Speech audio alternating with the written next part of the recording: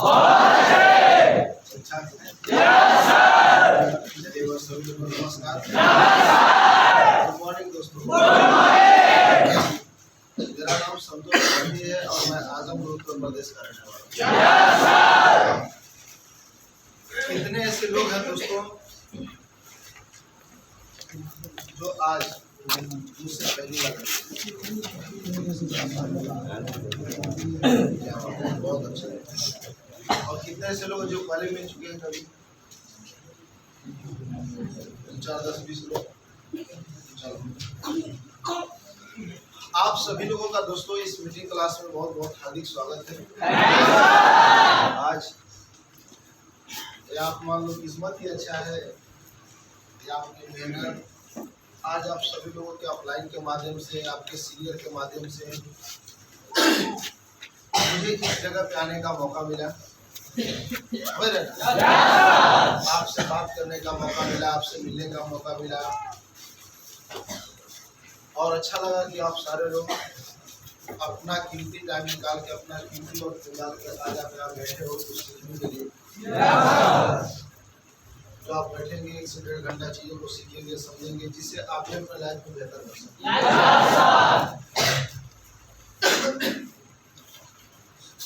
आज मैं इस जगह पे खड़ा हूँ दोस्तों,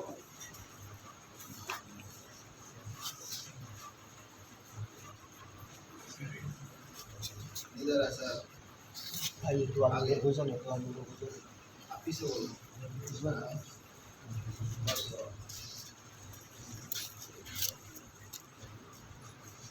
खाना खा के आएगा।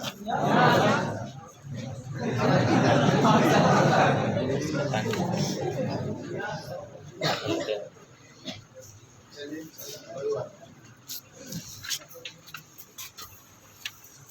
क्या बात कर रहा था। आज आपको ये लगता होगा आज बड़े सारे सीनियर अभी आपके बीच में आए, आज मैं इस जगह पे हूँ।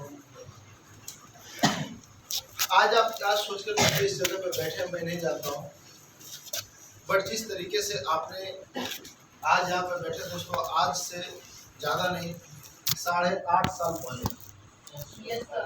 मैं भी आया था आप ही लोग की तरह, एक उम्मीद लेकर, एक सोच लेकर। इस सोच को लेकर दोस्तों मैं आया था कि मैं चलूँगा, कोई एक ऐसा काम करूँगा जिस काम को करके मैं अच्छा पैसा कमा सकूँ, अपने सपने को पूरा कर सकूँ, समझ रहे ना, और जिंदगी में मैं बेहतर तरीके से अपनी जिंदगी को बना सकूँ। और जैसे आज आप बैठे हो, चीज़ों को सीख रहे हैं, समझ रहे, मैं भी बैठा हुआ था, और जब आज आपके बीच में मैं आया, आप क्या सोचे मैं नहीं जानता हूँ, बट मेरी 2 से 3 सोचे थी। मेरी सोच बस यही होती थी कि यहाँ आने के बाद कि हो सकता है सर आज इस जगह पे आए हैं, सर आज कामयाब है, तो हो सकता है सर बहुत पढ़ाई लिखाई होगी, समझ रहे हो, या सर आज कामयाब है, सर आज इस कंपनी में आरडी है, सर इस कंपनी के डायमंड है, तो हो सकता है सर बहुत अमीर घर से होंगे। बात समझ में आ रही है? या हो सकता है सर के पास बहुत एजुकेशन होगा। ये सारी चीजें मैं सोचता था, मुझे लगता था यार तो मैं तो बन नहीं पाऊंगा, क्योंकि ये तो बड़े लोगों का काम है। ये तो वहाँ वो सक्सेस है जो अमीर है, यहाँ वो सक्सेस है जिसके पास बड़ा पैसा है। लेकिन दोस्तों जब धीरे धीरे चीजों को समझना शुरू किया ना, तब पता चला ये बिजनेस एक ऐसा बिजनेस है, काम एक ऐसा काम है जिस काम को करके दुनिया का कोई भी इंसान कामयाब हो सकता है।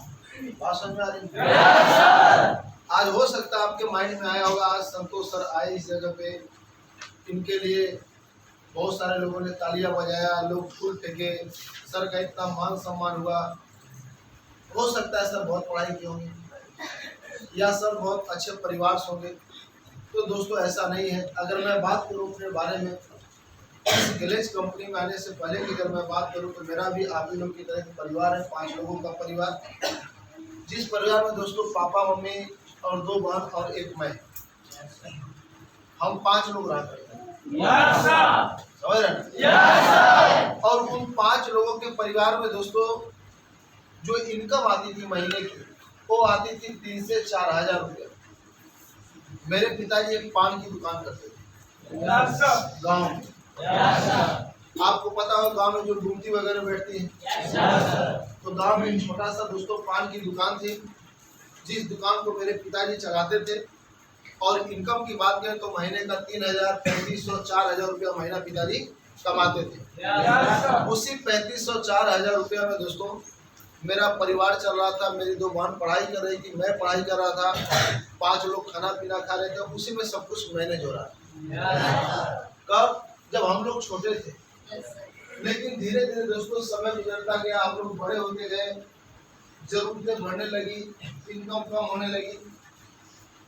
बात समझ आ रही? तो दोस्तों मैं कक्षा 5 तक गांव के प्राइमरी स्कूल में पढ़ाई किया, जैसे आप गांव का सरकारी स्कूल होता है। मैं गांव के सरकारी स्कूल में पढ़ाई किया कक्षा 5 तक, और मेरी जो बहन लोग थी वो प्राइवेट स्कूल में पढ़ाई करती। प्राइवेट स्कूल में पढ़ाई करती थी। उसके पीछे रीजन ये था दोस्तों, अगर मैं पूरे परिवार का मैं बात करूं तो मेरे दादाजी सेक्रेटरी के रिटायर्ड थे, दादी एनएम की रिटायर्ड थी, 3 चाचा पीडब्ल्यूडी में ठेकेदार थे, 3 को चाची सरकारी टीचर थी, बड़े पापा आर्मी के रिटायर्ड बैंक में कैशियर थे, उनकी लड़की आई टेक्नीशियन आँख की डॉक्टर थी, लड़का गंगोटिया कॉलेज नोएडा से इंजीनियरिंग किया था और वो इंजीनियर था।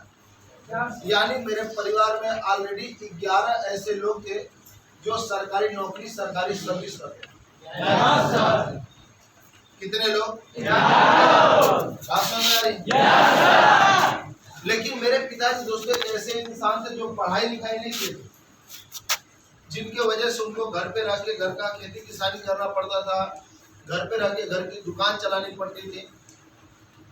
तो हम लोग को पिताजी प्राइमरी स्कूल में पढ़ाते थे, और जो चाचा के जो लड़के थे, जो बड़े पापा के लड़के थे, वो लोग प्राइवेट स्कूल में पढ़ के और अच्छी जगह पे काम कर रहे थे। सोच था कि हम भी प्राइवेट स्कूल में पढ़ाई करेंगे, हम भी अच्छे तरीके से लोगों के साथ ऑटो में बैठ के स्कूल जाएंगे, जीप चलती थी, जीप में बैठ के स्कूल जाएंगे। जब मैं कक्षा 5 तक का पढ़ाई पास किया दोस्तों, तो पास करने के बाद मैं अपने पापा से बोला कि पापा मेरा भी प्राइवेट स्कूल में नाम लिखा दीजिए। तो मेरे पिताजी बात समझाए दोस्तों, आज से करीबन 15 से 16 साल पहले, कि संतोष तुम एक चीज सर्च करो कि आज तुम्हारी चाची लोग पढ़ाई किए हैं, उनका कितना मान सम्मान घर में है, कितना इज्जत है, और आज तुम्हारी मम्मी पढ़ाई नहीं की, उसका कितना मान सम्मान, कितना इज्जत है। क्योंकि दोस्तों मेरी मम्मी क्या करती थी, घर के काम करती थी, घास काटने जाती थी, समझ रहे ना, भैंस चराने जाती थी, ये उसके पास काम था। तो मैं बोला सही बात है पापा। बोले अच्छा तुम एक बात बताओ कि तुम जो जिंदगी आपकी मम्मी जी ने, वो जिंदगी आप अपने बहनों को देना चाहते हो, जो जिंदगी चाची लोग ने वो देना चाहते हो? बोला जो चाची जी ने। बोला तो अपने बहन लोगों को तुम प्राइवेट स्कूल में पढ़ाई करने दो, तुम कितना भी पढ़ाई कर लोगे, आपको गांव में ही रहना है, और तुम्हारी बहन लोग पढ़ाई करेगी तो कहाँ जाएगी? दूसरे के घर जाएगी। मैं बोला ठीक है, और मेरी बहन लोग दोस्तों प्राइवेट स्कूल में पढ़ाई करने लगी, मैं सरकारी स्कूल में पढ़ाई करने लगा, समझ रहे ना। लेकिन मुझे दुख नहीं था और ना बुरा मानता था, कोई बात नहीं, चलो यार मेरी बहन तो पढ़ रही है। दुख का हुआ, तकलीफ का हुआ दोस्तों, जैसे मान के चलो होता है क्या, गाँव में जो सरकारी स्कूल 10 बजे खुलता है कि नहीं? 10 बजे गांव का सरकारी स्कूल खुलता था, और हम लोग 9 बजे को झोला टांगे, थाली लिए को प्लेट, काफी कितना भूल जाके चले गए, लेकिन प्लेट छूटना नहीं चाहिए। लिए थाली गिलास से प्लेट लिए और चले गए कहाँ? लेकिन जब मैं सो के सुबह जगता था ना, तो मेरी मम्मी डेली नाश्ता बनाती, कभी मैगी बना दी, कभी चीनी वाली रोटी बना देती थी, पहले चीनी वाली रोटी बहुत जलती थी, कभी आलू का भुजिया पराठा बना दिए, तो बना के मेरी बहन दोनों को खिलाती थी, और खिलाने के बाद उन लोग को फिर टिफिन में पैक करते थे। लेकिन मुझे नाश्ता नहीं मिलता। जब मैं बोलता था मम्मी मुझको नहीं मिलेगा, होती थी तुमको था, तुमको तो अभी खा के जाओगे, फिर तुमको 12 बजे खाना मिल ही जाएगा, समझ रहे हो ना। उसके बाद उन लोग को नाश्ता कराई, उन लोगों का नाश्ता पैक की, उसके बाद मुझको बोलती थी जाओ लोगों को पहुंचा के और चौराहे पे, तो उन दोनों का बैग मैं टांग के लेके जाता था, लोग पीछे पीछे जाते थे। और जब गाड़ी आती थी तो मैं गाड़ी में बैग रखता तो गाड़ी में बैठ कर पढ़ाई करने जाती थी। और जब मेरा 1 बजे इंटरवल होता, मैं सोचता था कि अब चलूंगा, मैं खेलूंगा। उसी टाइम गाड़ी आती थी, फिर मैं जाता था, उन लोग का बैग टांग के काम हो जाता था। अच्छा, क्या लगता है वो लोग अपना बैग नहीं उठा पाएंगे?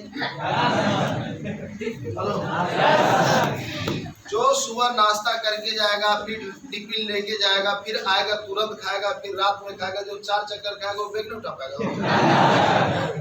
उठाएगा ना। लेकिन मम्मी मेरा ड्यूटी लगा देती।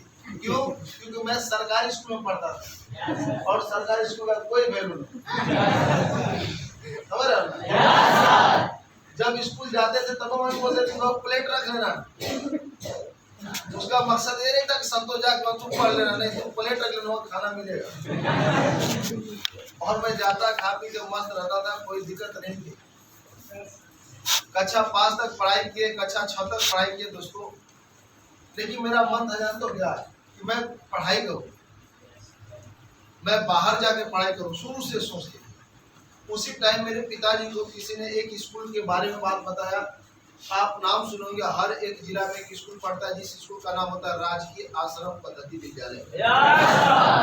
कोई लोग पढ़ा उसमें? कितने लोग पढ़ाई किए? पढ़े आप लोग? कहाँ पे है ना? क्या नाम था स्कूल का? क्या क्या सुविधाएं थी उसमें? चलो बहुत अच्छा, बैठो। समझ रहे हो ना?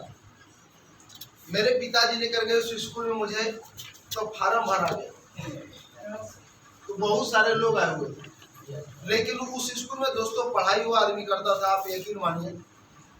मैं आज भी कभी कभी बैठता हूँ ना, तो मैं सोचता हूँ कि यार दुनिया का सबसे किस्मत खराब मेरी थी यार। उस स्कूल में वो लोग पढ़ाई करते थे जिनके पिताजी की आय महीने का 3000 रुपया से नीचे होती थी। यानी वो 2500, 2800, 3000 जो कमा रहा है ना, उसी के उस स्कूल में क्या होगा, नाम लिखाएगा। या उन बच्चों का नाम लिखाएगा जो अनाथ हैं, जिनके माँ बाप नहीं है।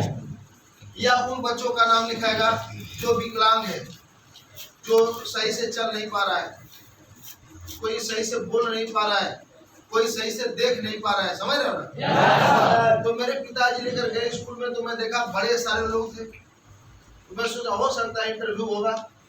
तो मेरा फार्म भरा गया, और फार्म भरने के बाद बोला कि आपका पेपर चलेगा 4 तारीख को। बोला कोई दिक्कत नहीं है। मैं 4 तारीख को जब पेपर देने के लिए गया तो वहाँ बड़े सारे लोग आए हुए थे। अब मैं किसी लड़के को देख रहा हूँ, तो पूरा ऐसे ऐसे करके आ रहा है, समझ रहे हो ना? तो उसको दिखाई नहीं दे रहा है। और कोई दूंगा है जो बोल ही नहीं पा रहा है, मैं कर रहा है उसी स्कूल में आके। कोई चल नहीं पा रहा। मैं बोला यार पापा कहाँ लेकर आ गए। अब मैं सोच लिया था कि बस मुझे फेल होना है। क्या हो रहा है? और माइनस मार्किंग होता है ऐसे स्कूलों में। 50 वो सवाल था, आप यकीन मानिए अपने मन से 1 2 3 4, जैसे पहले का 1, दूसरे का 2, तीसरे का 3, चौथे का 4, फिर 5वें का 1, छठे का 2, 7वें का 3 और 8वें का 4, फिर 9वें का 1, 10वें का 2, 11वें का 3 और 12वें का 4। इसी तरीके से मैं सब लगा दिया। अब सब लगाने के बाद जिस दिन रिजल्ट निकला उस दिन मैं पिताजी मुझको लेकर गए स्कूल में, और उस लिस्ट में मेरा नाम नहीं आया। मैं बड़ा खुश था, चलो कोई दिक्कत नहीं, एडमिशन यहाँ नहीं हुआ। लेकिन उस टाइम समथिंग 2007 या 6 में मेरे पिताजी 800 रुपया घूस देके मेरा उस स्कूल में। समझ रहा हूँ? लोग बोला अकेला है, घर रहेगा, घूमेगा, लखरा की तरह ये करेगा वो करेगा, उससे बढ़िया कहीं छोड़ दोगे हॉस्टल में, वही पढ़ा रहेगा, कुछ चलाए तो बन जाएगा। समझे ना? 800 रुपया घूस दिया और मेरा एडमिशन कक्षा 6 में हुआ। और यकीन मानिए दोस्तों, मैं 7 साल लगातार उस स्कूल में पढ़ा, जबकि मेरे पिताजी 3000 रुपया से ऊपर कमाते भी थे। मैं अनाथ भी नहीं था, मैं विकलांग भी नहीं था, लेकिन उसके बावजूद भी मैंने 7 साल स्कूल में पढ़ाई। 7 साल किया। क्यों किया जानते हैं? क्योंकि मेरे घर में इनकम का स्रोत नहीं, मेरे घर में गरीबी थी। ऐसे हालात से दोस्तों गुजरा हूं मैं आप यकीन मानिए पहनने के लिए कभी नए कपड़े नहीं मिलते थे। मेरे बड़े पापा का बेटी जो सूट पहन के निकाल देती जो मेरी बहन पहनती थी। मेरे बड़े पापा का लड़का जो कपड़ा निकाल देता था वो कपड़ा मैं पहनता था। मेरी चाची लोग साड़ी देती थी तो मेरी मम्मी पहनती थी। एक सिचुएशन था मेरे परिवार का। साल 2 साल 3 साल में कभी एक बार टी शर्ट और चड्ढा खरीदा जाता था। 3 साल 4 साल में एक बार कभी जींस का पैंट आता था। ऐसे परिवार से था मैं, जिसके वजह से मैं गांव के 5 साल सरकारी स्कूल में पढ़ाई किया और 7 साल दोस्तों अनाथों वाले स्कूल में पढ़ाई किया। लेकिन पढ़ने में मैं तेज था, जिसकी वजह से अच्छा नंबर भी लेकर आया। हाई स्कूल में मेरा जो परसेंटेज था वो 87% था। इंटर में जो मेरा परसेंटेज आया वो 93% आया। बात समझ में आ रही है? उसके बाद दोस्तों मेरी सोच थी कि मैं डॉक्टर बनूंगा, और डॉक्टर बनने के लिए मेरे बड़े पापा की लड़की बोली संतोष तुम बीएससी कर लो और मैं कोई मेडिकल डाल दूंगी या मैं किसी जगह पे तुम्हारा सिलेक्शन करा दूंगी, क्योंकि वो डॉक्टर थी। मैं पापा से बोला पापा मुझे बीएससी करना है। पापा बोले ठीक है संतोष। पापा मुझे साइकिल पर बैठाए और साइकिल पर बैठा के गांव से 4 किलोमीटर के रेंज में 8-9 स्कूल, सभी स्कूलों पे पिताजी मुझे लेकर गए। एक स्कूल में गए, बोले बीएससी का कितना एडमिशन फीस, बोला 8,000। दूसरे पे गए बोला 9,000। तीसरे पे गए बोला 10,000। चौथे पे बोले गए 5,000 6,000। जब सब स्कूल से पिताजी हार मान गए तो फिर घर आए, बोले यार संतोष तुम बीए कर लो, मेरे पास उतना पैसा नहीं। लेकिन दोस्तों फिर एक दोस्त के माध्यम से एक स्कूल में जाने का मौका मिला। सुल्तानपुर से है कुछ लोग, है कौन है ना? वहाँ पे एक कॉलेज है दोस्तों, श्री विश्वनाथ पीजी कॉलेज कलान सुल्तानपुर। कलान एक ऐसा स्कूल जहाँ एससी कास्ट के जो लोग होते हैं, जो छोटी जाति के लोग होते हैं, जो छोटी बिरादरी के लोग होते हैं, समझ रहे हो ना? वो चाहे बीए करें, चाहे बीएससी करें, चाहे बीसीए करें, चाहे बीकॉम करें, मात्र 10 रुपया उनका एडमिशन का फीस लगता है। और स्कॉलरशिप जो आती है उनको मिलती नहीं है। 10 रुपया लगाकर दोस्तों मैं अपना बीएससी फर्स्ट ईयर का एडमिशन किया और मैंने 1 साल लगातार बीएससी में दोस्तों पढ़ाई किया और मैं 73% नंबर लेकर आया। हाई स्कूल में 87%, इंटर में 93%, बीएससी फर्स्ट ईयर में 73% नंबर लेकर आने के बाद मैं मई के महीने में दोस्तों अपने गांव आया था। लगभग 8 साल बाद, 7-8 साल तक मैं अपने घर नहीं गया, मैं हॉस्टल में था। हॉस्टल से चला गया बीएससी करने के बाद मैं 7-7.5 साल के बाद अपने गांव आया था दोस्तों, और मम्मी पापा के साथ हम लोग बैठे हुए थे। जिस तरीके से इस विलेज कंपनी में आने का मौका आपको किसी दोस्त के माध्यम से या आपको किसी रिश्तेदार के माध्यम से या किसी नियर डियर फ्रेंड के माध्यम से दोस्तों मिला होगा। आज से 8.5 साल पहले मुझे भी इस विलेज कंपनी में आने का मौका मेरे पिताजी के एक दोस्त के माध्यम से मिला। हेलो, और वो मौका दोस्तों मुझको नहीं मिला था, वो मौका मिला था मेरे पिताजी को। और जो मेरे पिताजी के दोस्त है उनकी जो एज थी लगभग 55 साल उम्र की। एक बार टाइम होकर बैठ जाओ सब, कितना अच्छा लग रहा है। वैसे बैठे लग रहा हड्डी उड्डी नहीं पूरा एकदम, समझे ना? मौका मिला दोस्तों, तो मेरे पिताजी मेरे साथ बैठे हुए थे और मैं पेपर देकर आया था बीएससी का। तो मेरे पापा जानते हो क्या बोल रहे हैं? संतोष मेरा ऑफिस में काम लग गया। कहाँ काम लग गया? कौन बात बोला मुझसे? मेरे पिताजी। तो मैं पापा से बोला आपका ऑफिस में काम लग गया? बोले मुझे कल जाना है। कहा चलिए मैं भी चलता हूँ आपके साथ और देखता हूँ आप कौन सा काम करने के लिए जा रहे हैं। और मैं अपने पिताजी के साथ दोस्तों इस कंपनी में आया था एक सलाहकार बनकर। सलाहकार जानते हैं किसे बोलते हैं? तो मैं पिताजी के साथ आया और आने के बाद मेरा अप्लाइंग जो थे पिताजी को हो गए, हम लोग को लिवा कराए। रात हो गई थी, 11 बजे तक हम लोग खाए सोए आराम से। सुबह क्या हुआ, जब 7 बजा तो उन्होंने हमें जगाया कि चलिए 8 बजे ऑफिस में चलना है, काम को देखने समझने और करने के लिए। मेरे पिताजी तैयार हुए तो फिर रात के बाद मेरे पिताजी से मेरा अपलाइन पूछता है कि जो लड़का है लड़का कौन है। तो जो अपलाइन थे दोस्तों उनका उम्र 55 साल था और वो किसान थे और वो बालू जो होता है ना रेत, उसको ट्रक में लादने का काम करते हैं। पापा बोले मेरा बेटा बीएससी का पढ़ाई कर रहा है, बीएससी का, समझ रहे हो। तो सोचो हो सकता है बीएससी का पढ़ाई कर रहा है, दिमाग लगा दिया। तो मेरे पास आया और आने के बाद बोले भाई आपको ऑफिस नहीं जाना है, आपको ऑफिस नहीं जाना है। मैं बोला क्यों? बोले ऑफिस वो आदमी जाएगा जिसका रजिस्ट्रेशन हुआ है और रजिस्ट्रेशन आपके पिताजी का हुआ है, आपका नहीं हुआ है। मैं बोला कोई बात नहीं।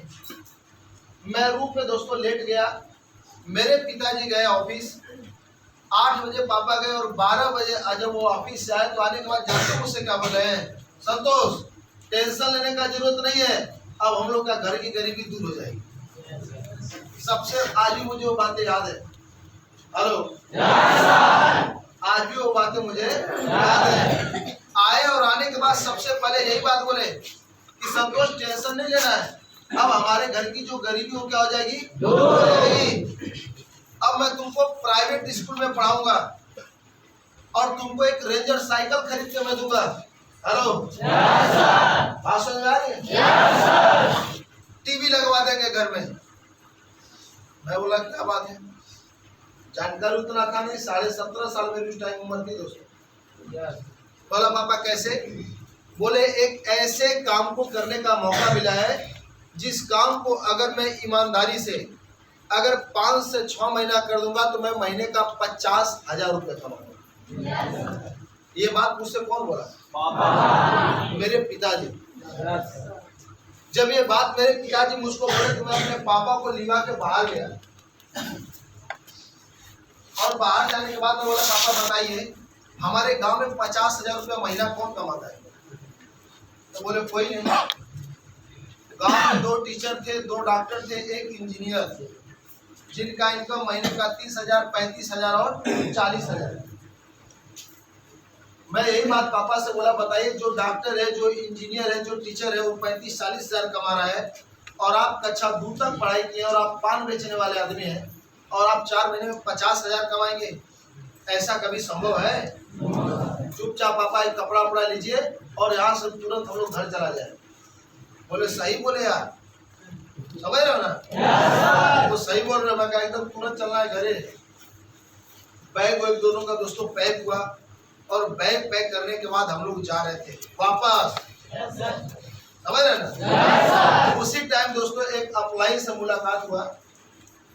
जैसे उस सीनियर उस अपलाइन का नाम लूंगा आपको जोड़ा खाली उसे सर का स्वागत करना है। जिस सर का नाम है आज इस कंपनी के star LED mister Pramod Singh.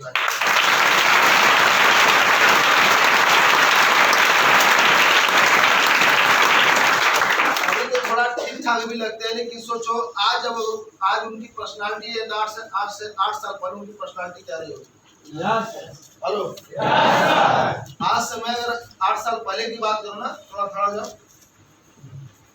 हाँ, इसी तरीके से था जब मैं इस कंपनी में आया था, समझ रहे हो ना? दाढ़ी नहीं आई, हकीकत बता रहा हूँ। लेकिन डाउनलाइन जब एजेड आ गया ना तो उनको दिखाने के लिए मुझे दाढ़ी बनाना पड़ा के लिए कि साला बड़े कोई डरता ही नहीं था। समझ रहे हो ना? सोच रहे यही एज था मेरा, इसी एज में मैं आया था और इससे भी पतले थे प्रमोशन पैंट यहाँ पहनते थे, इतना पतली एकदम। और एक लिए थे रेंजर साइकिल से बैठे, वो CD2D बने थे ना, समझे? इस कंपनी में उनको एक रेंजर साइकिल गिफ्ट मिला था। उसी रेंजर साइकिल से वो दिन भर इस रूम से उस रूम से इस रूम टहलते रहते। हम लोग जा रहे थे तो रूम के बाहर खड़े हुए थे, कुर्सी पे बैठे थे। तो बोले क्या बात हुआ अंकल जी? पापा बोले हमें काम नहीं कर रहा है, मैं अपने बेटों को लेके घर जा रहा हूँ और मैं नहीं काम कर पाऊंगा, मैं पढ़ा लिखा हूँ नहीं, मैं कहाँ से पैसा कमा पाऊंगा। तो बोले गजब बात करते हैं जी आप। कौन बोला कि आप काम करिए? अच्छा आपका लड़का कितना पढ़ाई किया है? पापा बोले BSc कर रहा है। बोला देखिए आपको प्रॉब्लम इसलिए क्योंकि आप 2 तक पढ़ाई किए और आपका लड़का बीएससी कर रहा है। अगर आपका लड़का इस जगह पे काम करेगा ना तो 18-20 हज़ार रुपया कहीं गया नहीं है महीने का, रहना खाना फ्री। मेरे पापा तुरंत बोले कि सर मेरा काम ना करा के मेरे बेटे का काम करा, और मैं बन के वहां क्या आया था। अब ज्वाइनिंग की बात किसके होने लगी, समझ रहे हो? ये 17 जून की बात है। मैं बोला ठीक है कर लूंगा काम। कभी बीसी क्लास नहीं लिए, काम के बारे में जगाओ इसको, खड़ा हो जाओ भाई। हाँ पूछते हो मैं, आप सोगे तो आप ही तो खड़ा हो जाओ, पीछे खड़ा हो जाओ उधर खिलाए। कई लोग सो रहे हैं, जानते हैं पंखा उनका बंद करा दो, आप लोग नहीं सुनेगा, बंद करो पंखा, बीच वाला सबको ना गर्मी लगेगा जी।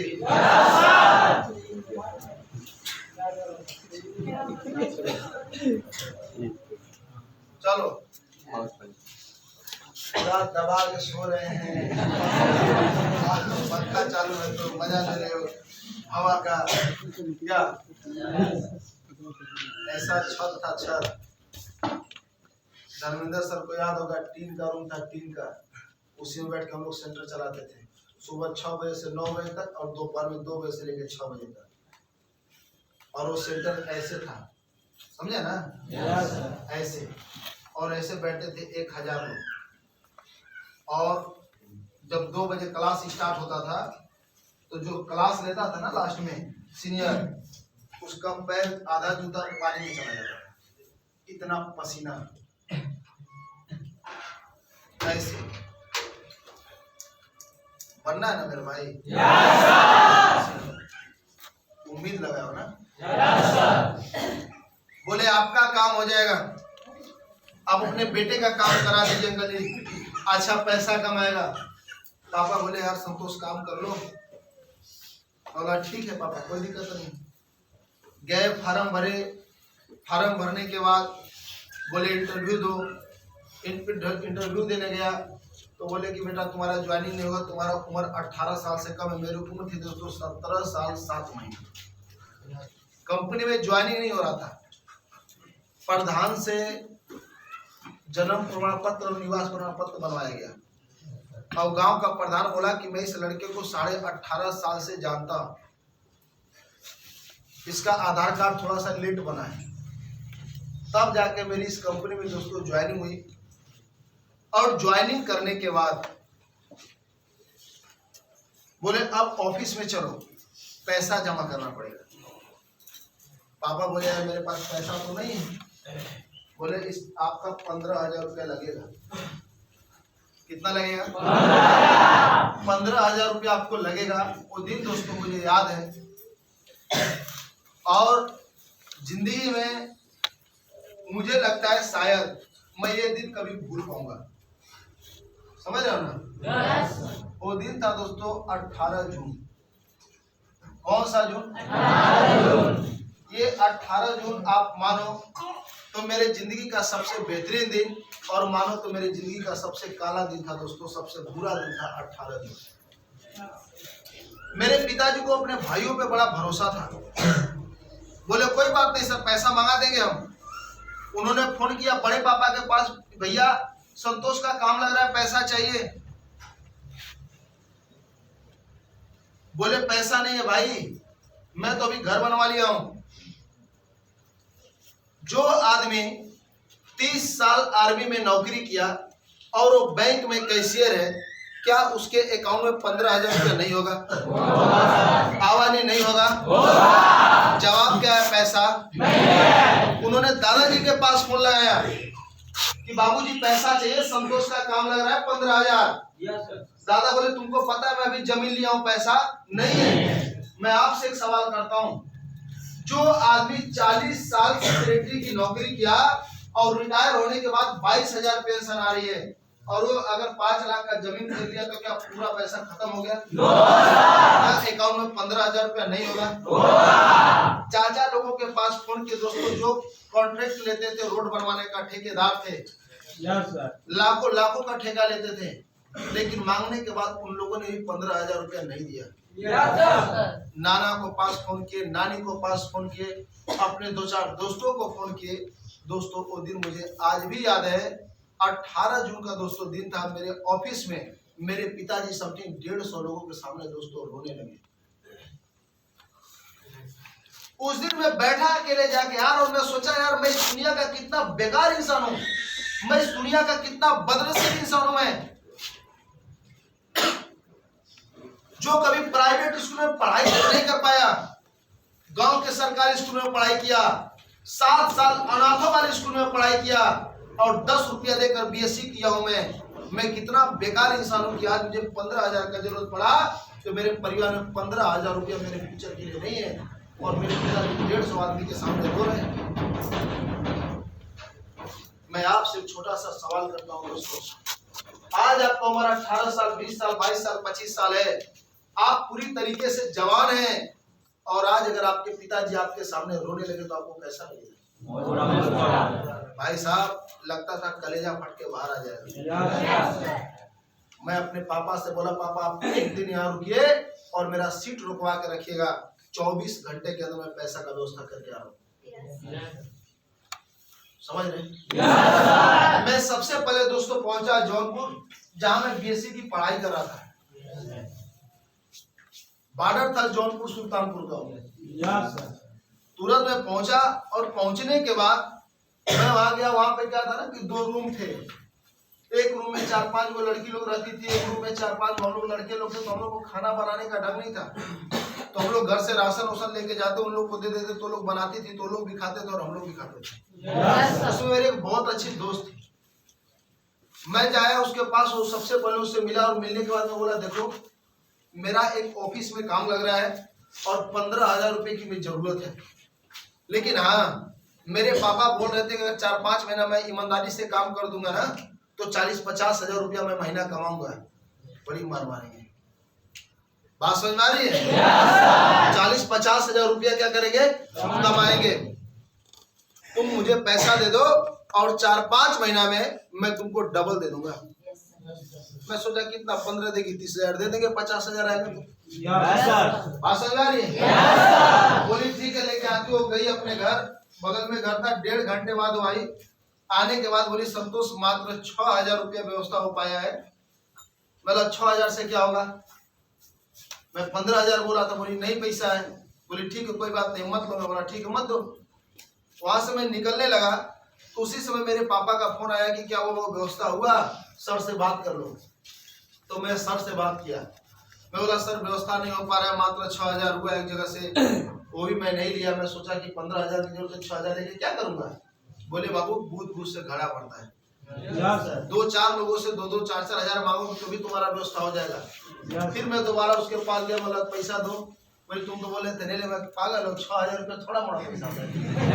हेलो, 6,000 बहुत पैसा होता है। बात समझ में आ रही है? 4 महीना में तुमको डबल दे देंगे। क्या दे देंगे? बोली ठीक है लेके जाओ। उन्होंने 6,000 रुपया दिया। उसके बाद में पहुंचा गाँव। जब गाँव गया मैं मम्मी से बात बोला, मम्मी जाओ पैसा मांग के लाओ गाँव में से, ऐसा ऐसा दिक्कत है। पापा रो रहे थे, वहां पे पैसा नहीं है। मेरे गांव में 70-75 घर है,